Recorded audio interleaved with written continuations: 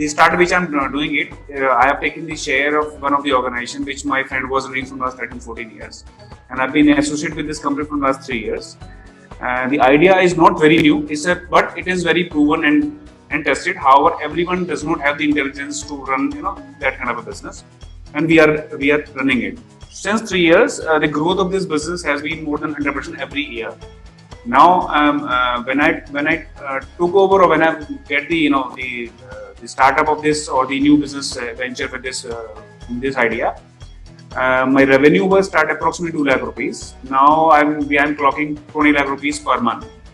So growth has been very, very nice. Customer base, I've grown every year 100%. I mean, as of now, when I started in the beginning, I'm having more than 100% growth as of today. You gave one idea in between while talking to other people that you should raise the fund with friends, family, and fools. So that we have done it, and growth has been very nice, and they are happy, and we are still associated. Now the last part is we want to this business which I am doing it. I am doing it in the domestic level at Delhi and NCR level. However, this business has a very exponential growth internationally and internationally, which we want to do the expansion, where we require the actual funding, because we need to build the infrastructure, we need to research, and to put the money in the marketing and everything. So my question is, when I should start thinking about talking about taking the investment from outside of my own network? Immediately you have to take the money, because like we discussed, no company can become big without external funding. There are stages to it. If you reach out those stages and raise funding at the right time, okay, it is always good for you. So first raise, like you have completed the stage of 3F, now it is the time to raise angel funding, then VC funding, then PE, then pre-IPO funding from a VC like Trifecta, and then IPO. Right? This is an entire process, and then after IPO you will be raising from banks, the big ticket size. How should I calculate that? What kind of percentage I should look forward for the investment? See, but those things are called valuations, term sheets. These are all done by the professionals. I see. Thankfully, at Startup Lanes we have end-to-end entire solution for you. But this is a chargeable solution, so you need to do your maths well and find out you have the budget for valuations. Valuation minimum charges starts from 25,000, right? And the average for particularly $1 million valuation startup is like 75,000.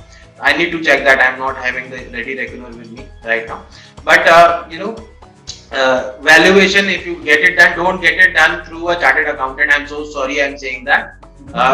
Through a chartered accountant who is not having the experience of investment banking, especially the startups, right? So generally they follow a practice which is not suitable for startup. They follow a practice which values the assets, and sometimes, in fact most of the time, startups don't have the assets, the hard assets I'm talking about. So if you don't have such kind of fixed assets, then you will not be able to get your good valuation through those accounting systems. So you have to go through the modern accounting approach, which calculates, like I told you, your competition, disruption element, your team's capabilities, your intellectual property.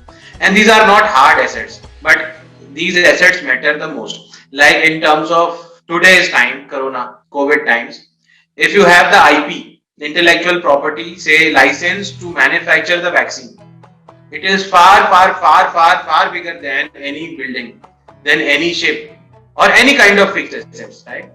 So this is what I'm trying to tell you. Similarly, a license of a product like Gmail, or a license of a product like Microsoft Windows, this is far bigger than a fixed asset, which if you go to any bank or if you go to any chartered accountant who's not into this, they will say your valuation is nil.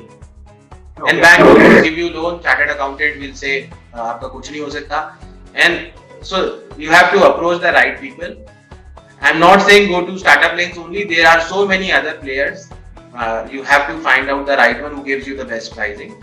Second is, once you ascertain that your valuation is good, then you have to find out how much amount you have to raise. Whether you are willing to dilute 10% equity, 15%, 16%, do not go more than 16 or 17% of equity initially. Then the third step comes to take the decision whether to find out the investors yourself or find out the investors through a platform. So it is as good as opening your own shop versus Amazon, selling on Amazon. Selling on Amazon will give you immediate kickstart, but will give you, there is a cost attached to it in long run. So Amazon will charge every time you sell a product, and maybe your shop will be very handy in long run, will give you more returns. So you have to take that decision whether you want Startup Lanes to raise funds for you. We have already created the entire infrastructure. We keep on having those demo days, but there is a cost attached. In case you wish to do it, you have to find out at least 2 people in the team. I'll tell you the process, what to do. You will find investors in 2 sources. Either people who have good amount of money in their pocket, or who have already invested. That is how you can find the angel investors I'm talking about. So finding good people, people having good money, you can go to LinkedIn, and anybody running a good business, or maybe have invested in the past, made good money, or celebrities, anyone who has money, you can approach them. Second is, you go to yourstory.com. In fact, Startup Lanes also cover such funding stories or anything. I said Your Story because yes, they are the leaders. You go to yourstory.com, find out which company got funded. They will also reveal the investors, or if they don't, sometimes in most of the cases they won't. Go to Ministry of Corporate Affairs, ask your chartered accountant to do it and download the public information. They will give you the shareholder structure, and you will get to know who has invested in this company. And then you can approach those people. There are various tools available online through which you can extract their email ID, phone numbers. Right? But this is a complicated process. If you want, you can approach Startup Lanes. We can do this, and we can give you a kickstart in maybe a week's time. Okay. Okay, so just to answer your question, you said you should have a fixed assets. Yes, our business has a lot of fixed assets in requirement, which we already invested, and those are there in the place. Number two, one thing I would like to tell you is, asset-heavy businesses are not fundable by angel investors. Okay.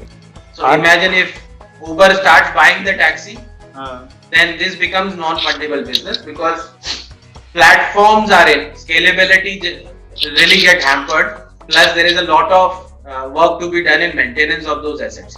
So that is a old model of business. I got your point. That's also depreciated value. I mean, every year this value of those fixed assets get reduced. My business is the recurring business. I mean, whatever the customer buys today, it's like internet connections or your set-top box or your, we are into the data center cloud computing business. So it's a recurring business. Every year the customer, whatever service he is taking, he has to pay every month. And the termination or the churn is very, very low. That's the model of this. That's a very good business. Subscription income is the best. Yeah, so we started with a very small scale for 5-10 customers. As of now, I'm holding more than 100 customers, as of today, which we've been serving. We had a 6 people team. Now we are having approximately 22 people team, which have been working, and we are self-sufficient. And it's not like for paying the salary, we need to raise the funds. No, that's not like that. Why need to expand this business for the other state of the country and the international business? So that's the only objective. If you ask me, it is pretty fundable. This is the right time to raise funds. All right. So I'll connect with your team on a one-to-one basis. Right. So you go to Startup Lanes. There is a page of funding in the menu. You'll find out and read out that. It will take 10 to 15 minutes of time. We have explained what kind of funding you'll get, what is the process, how you can, how much amount you should raise initially and all that. It will take 10-15 minutes for you to read. After that, there is a link, apply there, it goes to the system, and you will definitely get a call from our side.